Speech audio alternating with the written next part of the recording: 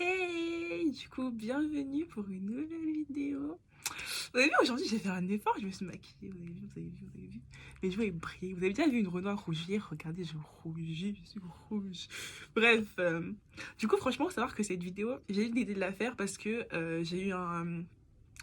C'est pas un flashback. Vous voyez les trucs d'il y a un an sur Snap, là, j'ai vu ça et j'avais complètement oublié cette histoire. Sauf que c'est une histoire de fou, quand même. De fou malade. Du coup, je vous raconte. Alors, du coup, c'était l'année dernière, quand j'étais en Afrique du Sud. Exactement le 19 mars. Voilà, le 19 mars 2020. Du coup, j'étais en Afrique du Sud. Et alors, faut savoir que j'habitais dans une auberge en sorte. Genre, t'as les cuisines. Putain, j'aime pas. Pourquoi j'ai mis un décolleté aujourd'hui? Ça va me saouler. Faut savoir que moi, je coupe pas mes vidéos. Du coup, tout ça, ça va rester. Parce que j'ai trop la flemme de couper. Bref, oh, je m'égare tout le temps. Oh, putain, aujourd'hui, je vais essayer de pas m'égarer. Franchement, je vais essayer. Donc, j'habitais dans une auberge. Du coup, t'avais les chambres à part. Du coup, chacun avait sa chambre. T'avais les douches qui étaient collectives. Oui, je sais, ça sent pas tellement. C'est pas tellement cool, mais bon. Les douches collectives et la cuisine qui était collective. Et la cuisine, elle était tout en bas. C'était une sorte de maison. La cuisine était tout en bas. Il y avait des salles de bain à tous les étages. Mais franchement, c'était très très propre. Bref. Et il faut savoir qu'en fait, du coup, la personne à qui ça habitait, c'était un musulman. Du coup, dans sa maison, c'est ses règles. Genre, tu ramènes pas de. Enfin, tu ne cuisines pas de porc dans la maison. Tu ramènes pas d'alcool dans la maison. Tu ramènes pas de pute dans la maison. Je précise parce que c'est important. Tu ramènes pas de pute dans la maison. Bref, tout ce genre de trucs parce que c'est les règles.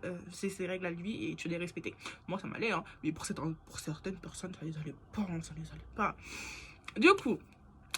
Comme je disais, c'était le 19 mars. Alors, c'était la nuit, c'était vers 4-5 heures du matin. Je commence à entendre des bruits, genre, je sais pas, des bruits bizarres, vraiment des bruits très très forts. Faut savoir qu'il parle en anglais, mais du coup, je comprends un peu l'anglais.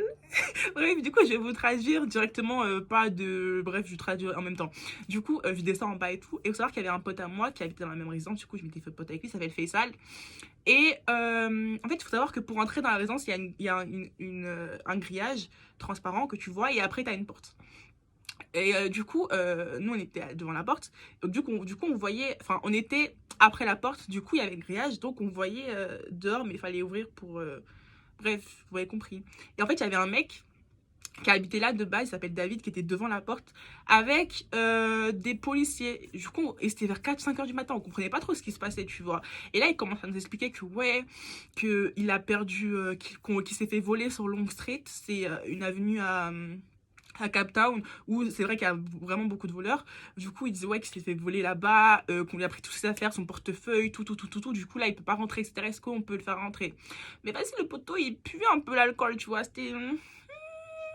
Mais bon, vu qu'on le connaissait, qu'on sait très bien qu'il habite là, on s'est dit, ok, vas-y, y a pas de souci. Du coup, Faisal, il est monté dans sa chambre pour prendre sa clé et pour lui ouvrir la porte. Et du coup, on a dit aussi que c'est bon, que oui, c'est vrai qu'il habite là et tout. Du coup, les policiers, ils sont partis. Et il est venu avec nous, enfin, il est rentré. Du coup, moi, je sais pas ce qui s'est passé après parce que j'ai juste attendu que Faisal lui ouvre. Et je lui ai dit, ouais, good night et tout, je suis partie dormir. Sauf que après, vers 7-6 heures du matin, 6 heures du matin, il y a un bruit de ouf. Il y a vraiment beaucoup de bruit. Bah si, c'était tellement fort que moi, je suis une tapette un peu, t'as capté. Du coup, je me voyais trop mal me lever encore une fois et aller voir ce qui se passait. Franchement, j'aime bien savoir. Je suis une commère, mais trop, c'est trop. Du coup, je laisse passer 7 heures. C'est toujours la même chose. 8 heures. Là, je me dis, il y a un problème, le bruit s'arrête pas. Du coup, je descends en bas. Moi, j'étais au deuxième étage. Du coup, je descends. Déjà, quand j'arrive au premier, je commence à entendre du monde et tout. Quand il y avait des gens, je descends et je vois qu'en fait, il y avait une meuf que je connaissais. Elle s'appelait. Là, je peux donner les prénoms parce que de toute façon, elle s'appelait Alice. Il y avait Alice et il y avait genre une meuf que j'avais jamais vue, une Renoir, qui était par terre. Il y avait des maquillages par terre qui étaient étalés par terre. Déjà, elle était trop mal maquillée. Elle avait du rouge à lèvres de partout. Bref, trop moche. Vas-y, elle était étalée par terre. Elle était en train de pleurer et tout. Je comprenais pas. Genre, qu'est-ce qu'elle fait là, elle? Genre, je sais pas. Du coup, je parle à Alice. Je lui dis, oui, elle fait quoi là? Elle, c'est qui et tout? Alors elle m'a dit, attends, t'es pas prête. Enfin, elle m'a pas dit comme ça, mais en tout cas, j'étais pas prête.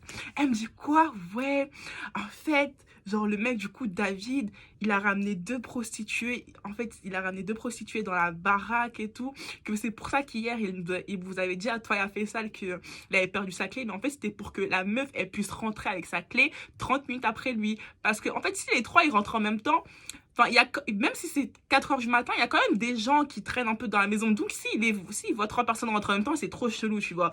Du coup, il a fait croire qu'il avait perdu ses clés pour que pour que nous, on puisse l'ouvrir.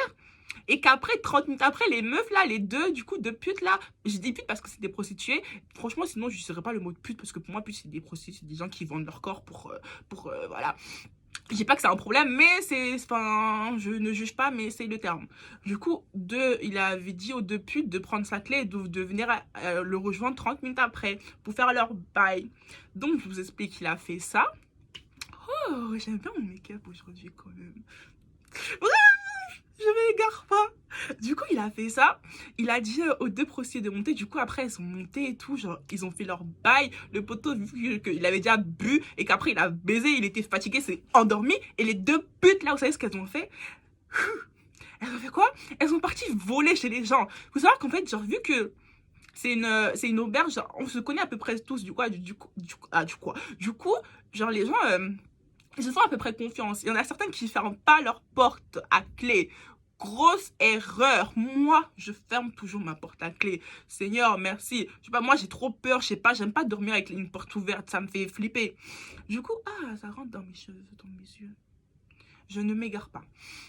Du coup, moi, je ferme toujours ma porte, mais ceux qui ne ferment pas leur porte à clé, les gars là, les deux là, elles sont parties ouvrir, voler chez les gens, pam, pam, pam, pam, pam. Et après, à un moment, elles sont parties voler chez une dame. En plus, cette dame, je la connais, elle est tellement gentille, elle habite avec sa fille et tout.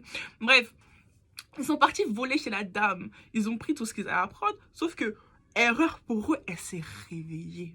Bien fait, Dieu ne dort pas. Elle s'est réveillée. Après, ils ont commencé à cavaler tout. T'en as une, vu que, genre, la clé, enfin, deux personnes peuvent garder une clé en même temps. T'en as une qui avait la clé, tu vois, celle qui avait la clé, elle est partie, elle s'est taillée. Biscuit. Elle a biscuit, joke, elle est... Bref, je ne me garde pas. La meuf, elle s'est taillée, elle a laissé sa pote toute seule. Du coup, sa pote, on l'a attrapée. Et c'est ça que j'entendais à 6 h du matin, en fait, parce qu'ils avaient attrapé la pote. Après, il faut savoir que, genre, du coup, le mec à qui appartient l'appartement, il s'appelle, putain, je vais l'appeler Oran. Il a un nom comme ça, donc on va l'appeler Oran. C'est assez bizarre, Oran, non? Ne t'égare pas. Oran, on va l'appeler Oran. Oran, du coup, il a entendu qu'il y avait du bruit et tout. Il s'est réveillé. En plus, moi, franchement, je l'aime trop parce qu'il m'a trop aidé quand je suis arrivée et tout. Il m'a fait visiter toute la ville et tout. Franchement, il est trop kind. Bref, c'est pas le sujet. Du coup, quand il s'est réveillé, par contre, ça, il joue pas avec ça. Il joue pas avec le putain. Bref, du coup, quand il s'est réveillé et que, du coup, il a appris ça et que la vieille, elle lui a expliqué ce qui s'était passé et tout, qu'on lui avait volé. Il a pris la deuxième pute, là. J'aime pas. Pourquoi on va lui trouver un prénom. On va lui trouver un prénom. On va lui trouver un prénom. Cécilia, on va l'appeler Cécilia. Du coup, il a pris Cécilia. Il faut savoir que, comme j'ai dit, on a une grande cuisine. Et qu'à côté de la cuisine, il y a un salon. Il a ramené, moi c'est ce qu'on m'a dit, j'étais pas là. Je vais vous raconter quand j'étais là. Il a ramené dans la cuisine. Tcha, tcha, tcha, tcha. Il a chicoté, il a pa, pa, pa. Parce qu'après, j'ai vu avec quoi il a frappé, mais c'était avec une ceinture. Tcha, tcha, wesh. Elle dit, ouais, tu vas pas partir d'ici, t'as voulu voler, tu vas pas partir, tu vas pas partir. Si tu ne balances pas, c'est qui ta pote, tu vas pas partir. C'est-à-dire que 6 h du matin, frapper, 7 h, toujours en train de frapper, 8 h, toujours en train de frapper. Mais il prenait comme des petites pauses, tu vois. Mais bref, il a frappé, il a frappé, il a frappé. Du coup, moi, quand je me suis réveillée à 8 h, là, il avait laissé sortir, genre, enfin, pas sortir, hein. Elle était dans le couloir, tu vois, elle était par terre comme ça, il y avait du sang sur elle. Franchement, ça se voyait qu'il avait vraiment chicoté. Moi, en fait, j'avais un peu de pitié pour elle, comme parce que, je sais pas, genre, oui, elle a volé, mais c'est beau, quoi. La frappait pas comme ça, elle a compris, je crois. Mais bref. Et du coup, à un moment, la police, elle est arrivée et tout. Comme je vous ai dit, il y a le grillage. Du coup, on peut voir quand la police, elle arrive. Quand la police, elle est arrivée, Oran, il leur a dit que oui, elle a volé chez moi. Tant qu'elle m'aura pas dit où est l'autre meuf et qui ramène les affaires, elle va pas sortir d'ici. Vous allez rien me dire. Il faut savoir que les policiers, ils ont dit OK. Ils ont dit OK. Vraiment. Après, ils disaient là, moi, je suis pas d'accord. Franchement, moi, j'ai la peine pour la meuf. Hein. Ils auraient dû quand même l'aider. Hein. Ils ont dit OK, y a pas de souci. Et après, il est reparti voir la meuf. Il a dit t'as vu. Je crois que la police va te sauver. Personne va te sauver ici. Si tu ne dis pas où est ta copine, tu vas pas sortir d'ici. Ciao, ciao. Et là, je l'ai vu quand il a frappé. J'ai eu peur. En plus, c'était grave énervé parce que de base, il est très gentil comme mec, tu vois. C'est la première fois que je le voyais vraiment énervé. Il a frappé et tout. Moi, j'étais comme ça. J'avais commencé à avoir peur et tout. Et genre, 4 personnes, tu vois. Et vas-y, on se regardait tous. En fait, on n'osait plus parler. On se regardait dans les yeux. On se dit, putain, Laurent, il est énervé là. Il est vénère. Tu vois. Après, j'ai dit quoi. Ok, vous savez quoi, rentrez tous dans vos chambres. Pardon, moi franchement à ce moment-là, genre je voyais trop comme mon papa de cette petite question, parce que franchement il était vraiment trop calme avec moi, tu vois. Moi je l'ai écouté, c'est pas que je me frappe, hein. La police elle a rien fait pour elle, pas pour moi qu'on va faire quelque chose, hein. Je suis montée dans ma chambre, sauf que j'entendais toujours les bruits, tu vois. Du coup il était, comme je dis, il était 8h là, on va dire qu'il était 8h30. À 9h, je vois que ça se calme un peu, tu vois, donc je redescends, et là, il y avait Faisal. Du coup, je ne l'avais pas dit. Aurore, comment il était vénère contre Faisal. Je lui ai dit, ouais, pourquoi je l'ai fait rentrer, même s'il habite ici, chacun a sa clé, pourquoi je l'ai fait rentrer et tout. Ouais. Je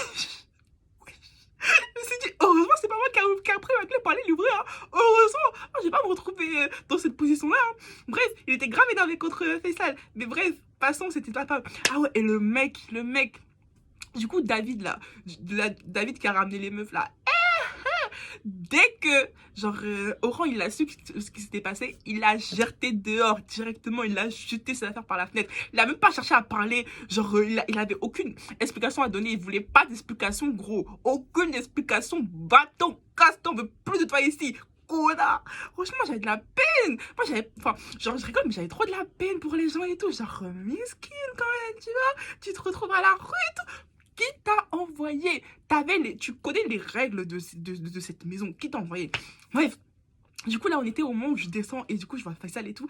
Et du coup, moi, je veux savoir ce qui s'est passé entre le temps où je suis remontée en haut et que je suis redescendue, tu vois. Du coup, Faisal m'a dit quoi? Que ouais, que en gros, genre, la meuf là, vu qu'elle a vu que la police allait rien faire, que ça avait rien à foutre et qu'elle en avait marre d'être frappée quand même, tu vois, elle a dit la vérité. Donc, elle a avoué, elle a fait la poker, elle a fait la 60 night, elle a avoué où était sa pote. Du coup, Oran, il était parti voir sa pote et pour qu'elle rende les affaires des gens qu'elle avait volées, parce qu'elle avait quand même volé des trucs et tout, et elle avait tout ramené. Donc, ils sont partis, Oran et un autre mec, franchement, je sais plus comment lui s'appelle, ils sont partis voir la meuf là, pardon, pour qu'elle rende les affaires. Vous savez que la meuf, elle a dit quoi? Elle a dit, ouais, si vous voulez que je vous rende les affaires, payez-moi. Et ils ont payé. Moi, si j'étais eux, je l'aurais frappé elle aussi. Pourquoi vous frappez l'autre là, elle qui a rien du tout, qui a pas les affaires, mais si elle aussi, elle a volé, au moins, elle a pas des affaires. Elle a rien, elle a pas les affaires. Et l'autre là, qui a tous les affaires, qui c'est qui a pris l'argent. Là, vous lui donnez de l'argent en plus. Mais ça va pas ou quoi? Franchement, moi, je trouvais que c'était grave pas juste pour celle qui avait... celle qui était en train d'être frappée là. Bref, donc ils ont pris, du coup, ils ont donné de l'argent et en échange, elle a remis les affaires, sauf que dans les portefeuilles, elle avait déjà pris toute la monnaie et elle a pris tout le cash. Et clairement, quand elle lui demandait le cash, il est où, elle a dit, je sais pas, c'est ça, connasse, va t'as tout mangé, ouais. Bref, elle a pris tout le cash et tout. Mais heureusement, elle a rendu les cartes bleues, carte d'identité, tout ça, elle a rendu. Du coup, ils sont revenus à la résidence et ils ont mis les affaires et tout. Ils ont donné les affaires aux gens qui avaient perdu leurs affaires. Du coup, à la vieille dame et d'autres personnes aussi qui laissaient le porte ouvert. Franchement, ne laissez jamais vos portes ouvertes. Du coup, il leur a rendu leur affaire. Et du coup, la Cécilia, là, la pute, là, elle dit quoi? Oui, est-ce que je peux rentrer maintenant? Je vous ai dit la vérité. Ils ont dit quoi? Non, Oran, il a été mauvais. Il a dit quoi? Toi, quand t'es compte de ton consent... Ah non, toi... Putain. Attendez, faut que je me rappelle de... Il a dit en anglais, mais il faut que je fasse une bonne translation. Une bonne traduction. Du coup, il a dit oui. Quand t'es monté ici, que t'as baisé pour de l'argent et que t'es parti voler chez les gens, est-ce que t'étais pressé de rentrer chez toi? Non, t'étais pas pressé. Donc, maintenant, tu vas rester ici. Ici, il faut même tu vas dormir par terre. Ah, gars, c'est trop la misquine. Non, mais franchement, mon cœur, il avait mal pour elle, hein. Franchement, mon cœur, il avait mal pour elle. Sachant qu'en plus, ce jour-là, c'est le jour où je rentrais en France parce que, genre... le Covid, il prenait de la place et tout, et du coup, il y avait le confinement en France, donc tous les Français devaient rentrer. C'était le jour où je rentrais en plus. Je me dis, biskin, genre la meuf, la pauvre et tout. En plus, en vrai, moi, j'aurais même pas plaidé parce que je sais pas ouvrir ma bouche. Mais tu veux que je dise quoi contre Aurore? C'est comme mon papa. Je ne veux pas agresser mon papa. Ah, non. Non, frère, c'était chaud. Franchement, la vérité, je sais pas ce qui s'est passé pour la meuf. Parce que moi, après, genre, j'avais mon vol à 15h, je crois.